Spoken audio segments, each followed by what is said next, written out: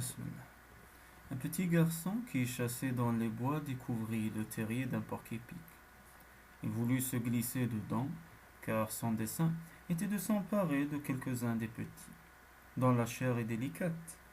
Mais il n'eut pas le temps de le mettre à exécution. La terre s'éboula et l'ensevelit. L'enfant cria longtemps.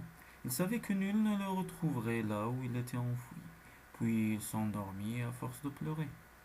Au matin, la maman porc-épic, qui était grande et forte comme une squaw, lui offrit quelque nourriture, mais il ne put manger car, en vérité, c'était amer et de goût étrange. Elle dit alors: Il faut réunir un conseil car je ne sais comment te nourrir. Les petits partirent aussitôt. L'un courut vers le vent froid, l'autre vers le vent tiède, un autre encore vers les cavernes de la pluie, et le dernier vers l'Wigwam rose du soleil. À leurs appels, les loups, les ours, les renards et les cerfs se réunirent dans les bois proches, au milieu d'une clairière. La mère, porc-épic, amena le petit Indien.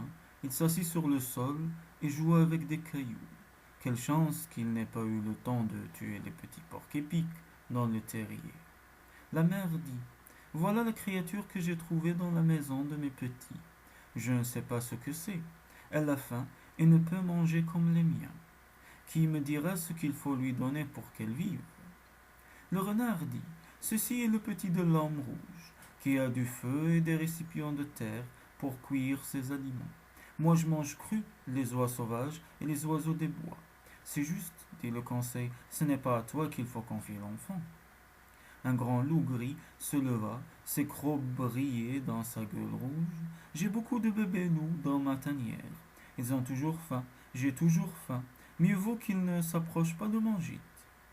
Et le conseil pensa qu'il était en effet plus prudent de ne pas lui donner l'enfant.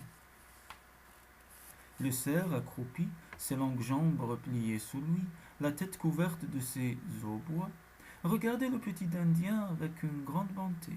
Il dit d'une voix douce: J'aurais aimé le prendre avec nous, mais nous vivons d'herbes sauvages et des tendres pousses des arbres. Ce n'est pas nourriture qui lui convienne. Il n'a que 2 pattes, et nous 4, et ne pourrait nous suivre quand nous fouillons l'ennemi qui nous pourchasse. Et le conseil estima que le cerf ne pouvait prendre l'enfant. Enfin l'ours se dressa sur ses pattes de derrière. Je vis de noix, dit-il, de fruits et de baies, et du miel que font les mouches jaunes dans leur demeure au creux des arbres. Mes petits ont chaud, ils n'ont jamais faim, ils ne courent pas vite, je puis prendre l'enfant. Le conseil dit que l'ours était sage. L'enfant devait aller avec lui. Les autres animaux aideraient à le nourrir en ramassant des noix partout où il s'en trouve. On éteignit le feu du conseil et chacun retourna chez soi. L'ours emmena l'enfant par les sentiers de la forêt. Bientôt, ils parvinrent à un grand trou dans un arbre. Là vivait la famille de l'ours.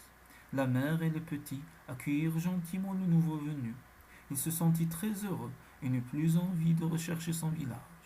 Au reste, il était loin au cœur de la forêt.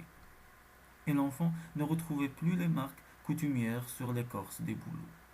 Il apprit à marcher comme ses petits frères les ours, à grogner comme eux. Nul ne le frappa et il n'eut jamais faim.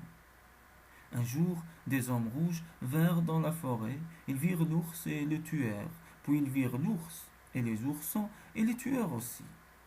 L'enfant s'était caché au fond de l'arbre creux. Les Indiens le trouvèrent et voulurent l'emmener. Il se débattit et les mordit cruellement. Cependant, ils eurent raison de lui et le ramenèrent au village.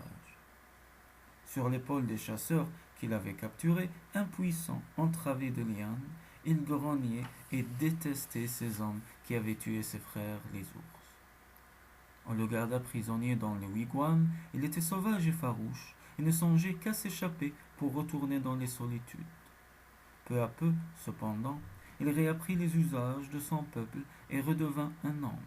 Mais de toute sa vie de chasseur, il ne tira ni ne piégea